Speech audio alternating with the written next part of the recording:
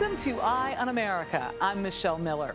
Today we explore our nation far and wide to bring you real stories of resourcefulness.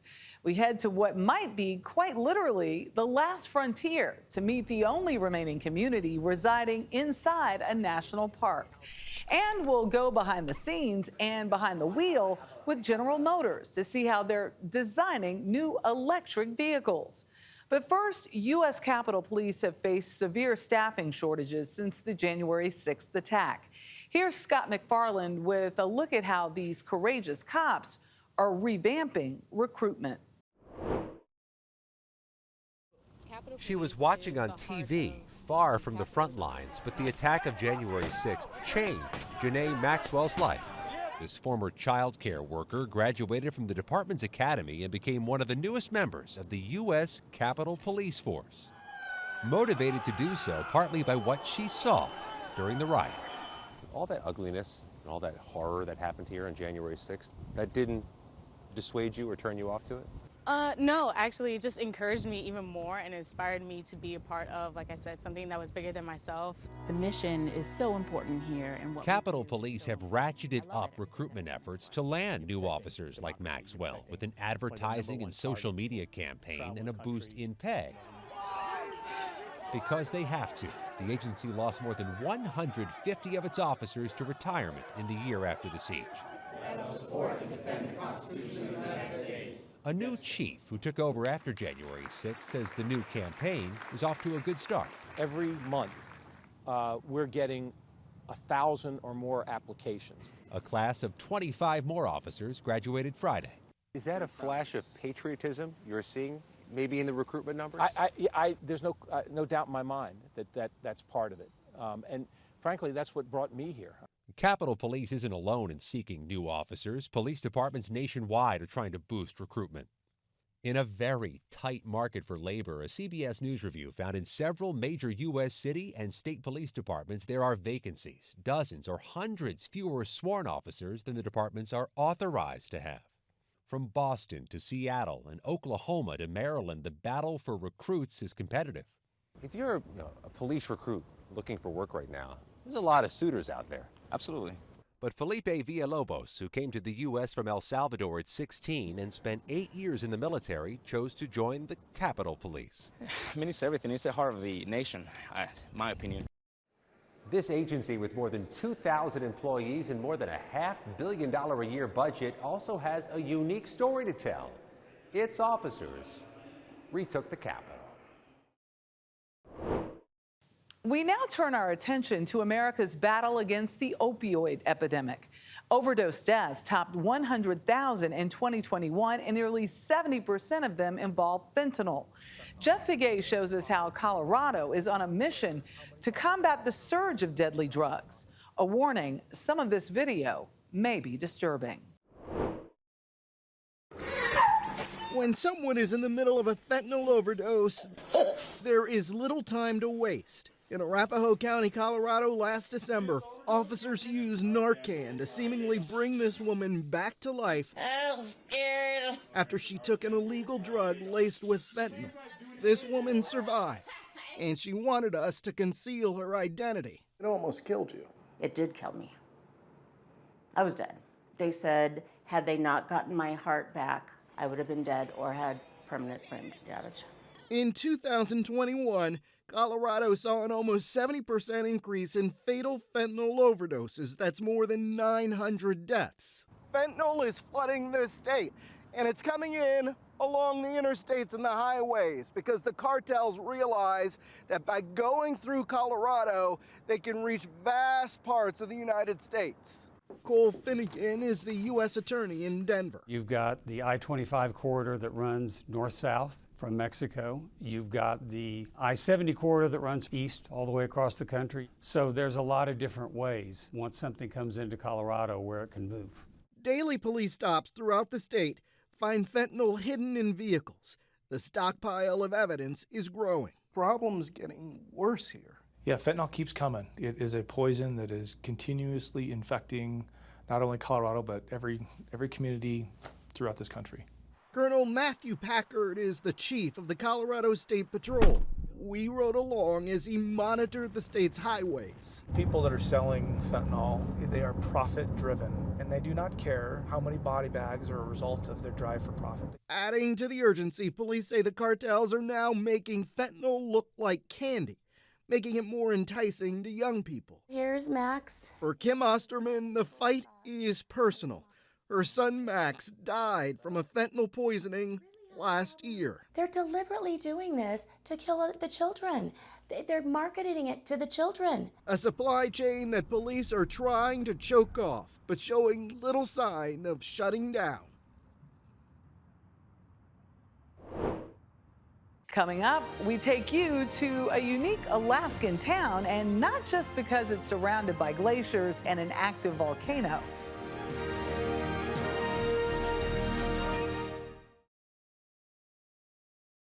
We head now into the wilds of Alaska, where Jeff Glore witnessed a small community's way of life among the natural wonders of America's largest national park.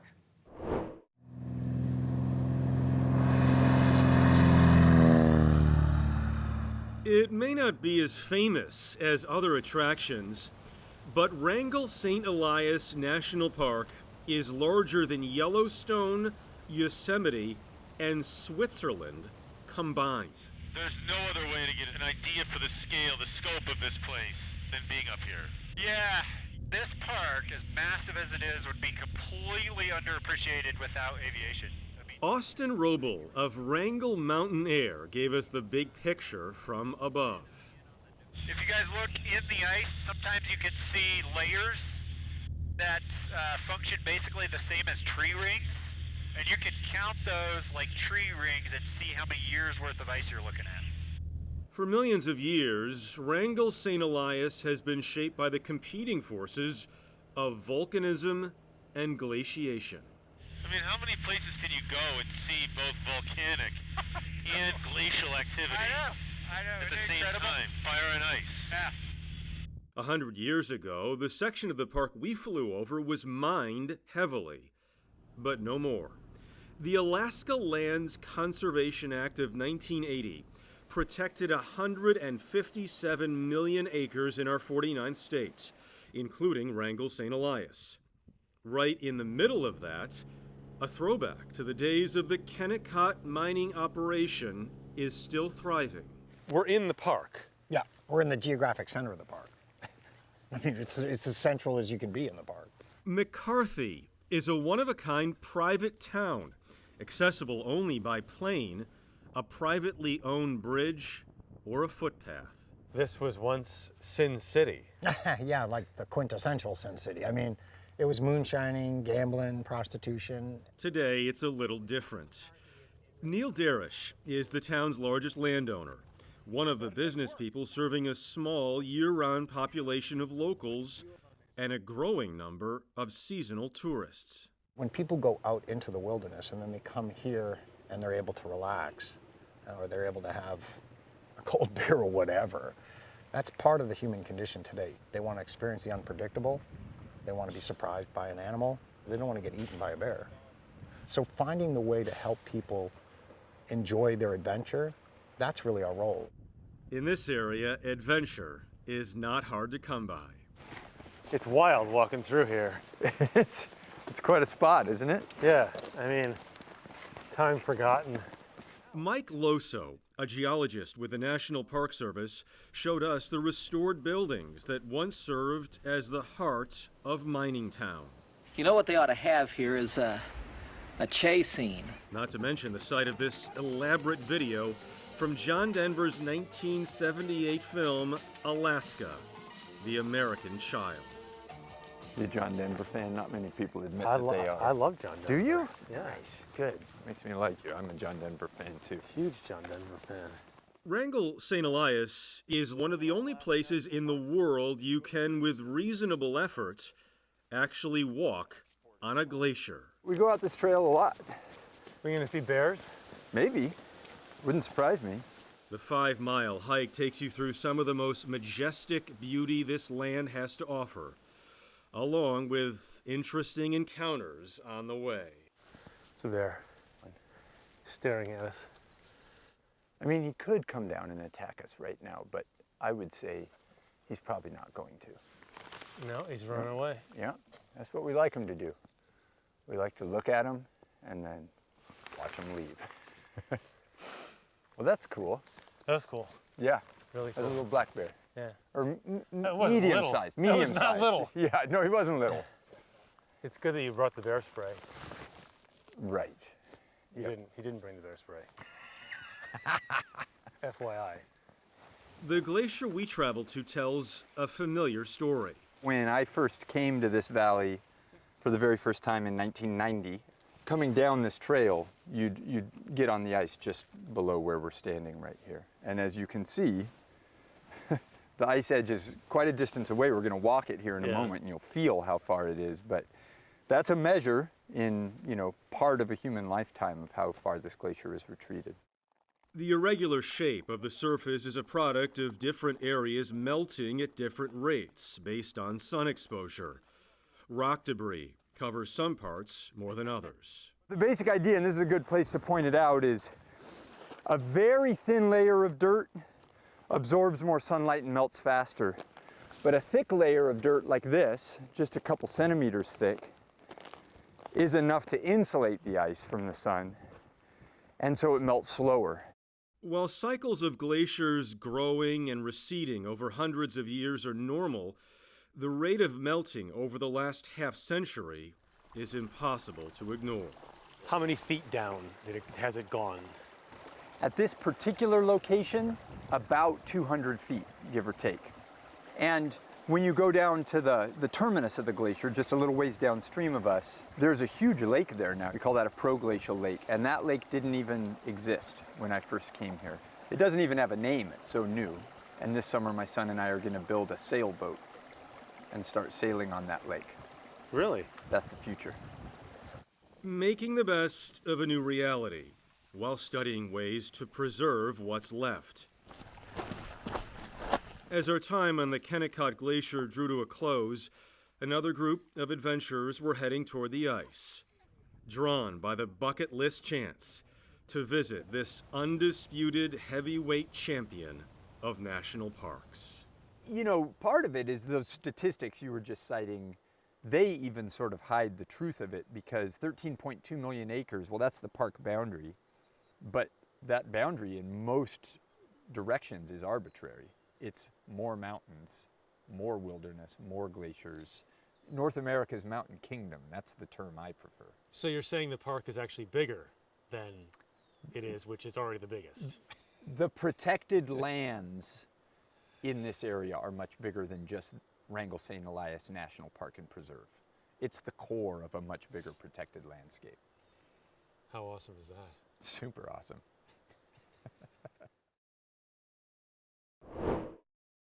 Now to a wrestling organization that's helping kids take down life's challenges. Charlie DeMar introduces us to a Chicago program creating champions on and off the mat. Ask most people about wrestling and they'll probably picture this. Vintage sidewalk slam. Or maybe corn-fed kids sweating in small-town high school gyms. They probably don't picture kids like Roy Phelps. Did you know anything about wrestling? No, I thought it was WWE. He's from Chicago's South Side. 2 of my best friends were killed due to gun violence. I can't imagine what that's like. Yeah. Where he lives, wrestling has a bit of an image problem. There aren't many black people or people of color. But everything changed when he found wrestling and beat the streets. I want to be better than I was at the beginning of the day, and I thought wrestling was a way that helped get me there. The program uses one of the world's oldest sports to teach kids in underserved communities skills on and off the mat, like 16-year-old Anaya Maldonado, who took her first plane ride here from Los Angeles. It helps me speak out more, say more of what I think instead of saying yes to anything and being okay with anything. There are 10 chapters from coast to coast, kids and coaches, gathered recently in Chicago for 2 days of clinics and a tournament. A chance to learn and see what's possible from, for example, Ed Ruth, a 3-time NCAA champion turned college coach. Being a minority in any sport is very different. Like you, right then and there, you kind of don't know your place. But when it comes to diversity, wrestling lags badly behind other big-time college sports. A recent survey found that about 7% of Division I wrestlers are black. Compare that to 49% for football and 56% in basketball. That disparity is why Ruth gives so much of his time mentoring kids who look like him. That's everything. That was like, okay, what I'm doing is actually making a difference. That person's happier because I made some type of impact on them. That makes it worth it. What is a success for you? So we talk about creating life champions. Mike Powell leads BTS Chicago. The college All-American and high school state championship coach loves the competition, but the real goal is a lot bigger for kids like Roy. That's all we want. You know, we want them to be good fathers and good community members. And not everybody's meant for college, so we don't push it. But you are not going back to mom's couch. Roy Phelps is already seeing results as a wrestler and a person.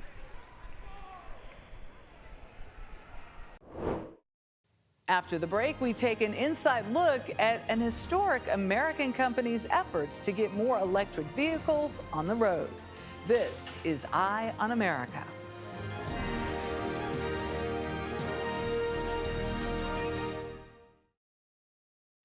When traveling the highways and back roads of our country, you might notice something. SUVs, a lot of them. They make up more than half of new car sales in the U.S. But finding one that's electric can be difficult. Chris Van Cleve shows us how Chevrolet is driving innovation of EVs at their secret design center. It may not be the most glamorous EV to hit the market, but General Motors believes its newly unveiled 2024 Chevy Equinox EV, with a price tag starting around $30,000, is critical to its future. This is everything because this is the heart of the volume in the market. Doug Houlihan is the executive chief engineer. This is the vehicle you think that drives EV adoption? Absolutely. It's absolutely a game changer because of the technology, the features, the styling. And how this SUV is coming to be is also changing the game. With its launch about a year away, GM is yet to build a fully functioning prototype. The bulk of the design work is happening virtually, which is cheaper and faster, shaving about 2 years off its development. This is one of the more unusual interviews I've done because Likewise, I agree. We are inside the super secret GM Design Center where cameras are rarely allowed. This doesn't look like much of a car, but once designers and engineers don this virtual reality gear, they get a look and feel for how the new Equinox is shaping up, inside and out. It's surprisingly realistic. You like see the back seat. Yeah. Yeah. In the rearview mirror that's not there. I'll let you take that in for a moment. Jennifer Kraska is Chevy's interior design director. It's let us be a lot more agile. We can do multiple iterations very quickly with this technology. So you can really get a sense of what it would be like to be in this specific environment. The Equinox EV will be longer and wider than the gas-powered version to make room for batteries offering range of 250 to 300 miles on a full charge. Key to maximizing that range is aerodynamics. Engineers have been poring over computer models looking for spots to improve performance before a full-scale clay model is tested in GM's wind tunnel. Right now I'm getting hit with about 30 miles an hour worth of wind. They can crank this up to 70 miles an hour. That's almost hurricane force strength. It's also freeway speeds. And it lets them look at a prototype and see where they can make small improvements. So what can you do in here that you can't do with a virtual reality model on a computer? Getting into the millimeter details, small changes, especially when we're working with a full-size vehicle, can make a very big difference. Small tweaks in here picked up 10 to 15 miles in range. And hitting the right range is key to delivering Equinox EV for around $30,000. Tim Stevens covers the auto industry. Something that can get you over 250 miles for that amount of money, that I think it definitely has a potential for selling like hotcakes. EV ownership is surging in the U.S., fueled by a growing roster of options and high gas prices. California plans to ban the sale of new gas-powered vehicles by 2035. By then, analysts predict EVs will be 40 to 45% of all new vehicle sales. But try buying an EV today, and you're likely to land on a months or even years-long waiting list. Are there going to be enough of them that your average person can go to a dealer and buy one? We're going to offer this in steps, and we do expect to ramp up quickly. You know, it's a challenge that the industry's struggling with right now, and we are pushing hard to make that happen. A push that's increasingly happening virtually. We close our show on a sweet note. Lilia Luciano takes us to a New York cafe where chocolate is so much more than just dessert. Tucked away in the South Bronx, Choco Bar Cortez celebrates the Puerto Rican and Dominican cultures that have shaped the neighborhood for generations. Cheers to ladies' night out. A fourth-generation Cortez, Carlos runs the Choco Bar. This space, obviously, the design was very much inspired by Old San Juan. Chocolate Cortez, the nearly 100-year-old brand behind the restaurant, is the largest chocolate manufacturing company in the Caribbean. It's a household staple in Puerto Rico where most of the food is imported and where it's nearly impossible for local brands to flourish beyond the island. A lot of them disappeared because of giant corporations, American companies, tax incentives, things like that. And now this symbol of resilience and a little piece of home for so many is here to represent. 1 out of every 2 people in the Bronx is Puerto Rican or Dominican. But where are the brands? Where are the spaces? Where is that representation, at least in terms of business? In the kitchen, head chef Maria Martinez, who left Puerto Rico about a decade ago, digs up family recipes with a chocolate twist. I feel home. I finally have a kitchen that I can cook like my grandmother showed me. Oh, yes, my grandmother always had chocolate cortez. What? With the queso de bola on the back, like the cheese on the bottom of the, oh my God. The restaurant pairs nostalgia with a modern flair, transporting customers right back to the island's many left behind. This is just really, really homey, and it just feels like Puerto Rico. Puerto Ricans, Dominicans, we're amazing. We have so much to offer. It's not just salsa music and Bad Bunny. It's not just J-Lo and Lin-Manuel. We're communities that have suffered a lot of hardship, and we want to share everything with the world and make sure that that spirit stays alive. For more stories like these and live coverage of breaking news 24/7, stream us right here on CBS News. I'm Michelle Miller. Thank you for watching Eye on America. Sponsored by United Healthcare Medicare Plans. Get Medicare with more.